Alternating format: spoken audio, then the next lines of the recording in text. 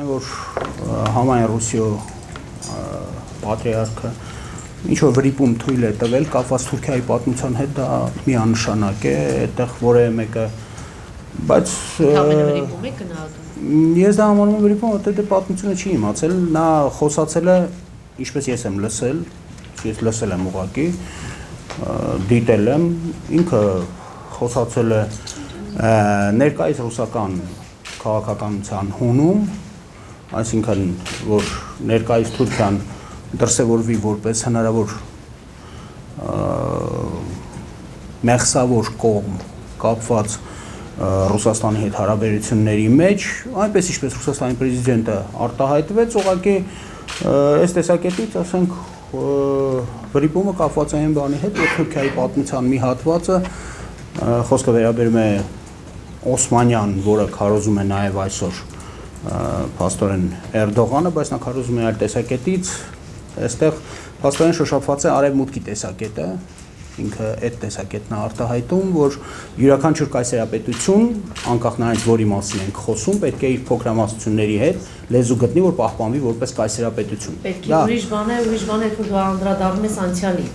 Եվ Կիրիլին ասել, որ ինքը պատմություն չգիտես, ու գիտեք իր բարձր ինտելեկտուալ է նաև Կիրիլը։ Բոլոր բարձր ինտելեկտուալները պատմության բոլոր ելևէջները առաջին հերթին չգիտեն, ինքն էլ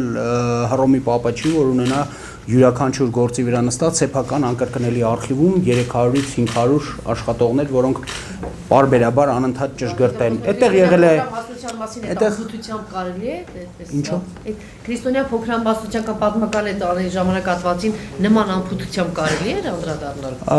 Նման անփութություն տեղի է ունեցել, անկախ որևէ ես բացատրում եմ, թե ինչի է տեղի ունեցել, որովհետև դա այո, աքսիոմատիկ ճշմարտություն է դիտվում հենց նույն արևմուտքի տարաբնույթ վերլուծական աշխատանքների մեջ, որ յուրաքանչյուր կայսրություն, իսկ Օսմանյան կայսրությունը դիտվում է որպես կայսրություն, իր ազգային փոքրամասնությունների հետ պետք է ունենա տանելի ռեժիմ, վարի տանելի քաղաքականություն, որպեսզի մնա որպես կայսրություն։ Կլինի դա հռոմեական կայսրությունը, կլինի դա մոնղոլների կայսրությունը, որը էլի բռնությունների վրա է հենված եղել, բայց այնուամենայնիվ, որպեսզի գոյատևի, նա պետք է ունենա որոշակի հարաբերություններ։ Թուրքիայում 1850 թվականից հետո սկսել են զարգացումներ, որոնք տարել են, հասցրել են Համիջի կոտորածներին, որոնք կարելի է համարել թուրքական կայսրության զանգվածային բռնությունները, մյուս կողմից կարելի է ասել, որ թուրքական կայսրությունը այդ ժամանակ գտնվում էր բացարձակ մայրամուտում, այսինքն որքանով էր նա կայսրություն, որքանով էր նա արդեն մեռնող պետություն, այդ բավականին բարդ է ասել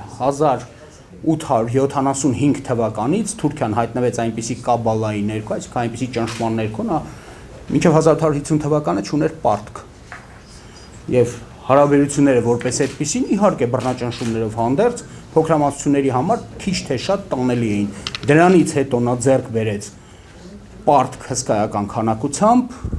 ներքին հարաբերությունները փլուզվեցին, որը եւ շատ բանով իսկ ինչ վերաբերում է Թուրքիայի պատմությանը, ուղղակի ձեզ ասեմ, որ այո, բռնաճնշումները ի սկզբանե դրված են եղել նոր ձևավորված թուրքական պետության 1400 Աստված հիշողություն տա 1456 թվականին լույս տեսած կանոննամեի մեջ։ Քաղաքական ենթատեքստ այս խոսքի մեջ չեք տեսնում։ Չէ, ոչ մի քաղաքական ենթատեքստ չեմ կարող տեսնել եւ համոզված եմ, որ չկա, որովհետեւ ներկայիս Հայաստանը Ռուսաստանի Դաշնության համար կարևորագույն դաշնակիցն է, կարող ենք համարել, որ Հայաստանը համեմատաբար փոքր է, բայց ինչպես ռուսներն են ասում, մալ զավատնիկ դե դորակ։ Այսինքն բոլորի համար պարզ է Ռուսաստանում, որ Սիրիայից հետո գոյություն ունեցող դիմադրության հատվածը Ռուսաստանը պայթացնելուն խանգարող եւ դիմադրող հանդիսանում է Հայաստանը։ Այդպիսի քայլ, այդպիսի ուղղակի Հայաստանի դեմ քաղաքական հայտարարություն որևէ մեկը այսօր ով ուզում է լինի Ռուսաստանի կողմից չի կարող անել։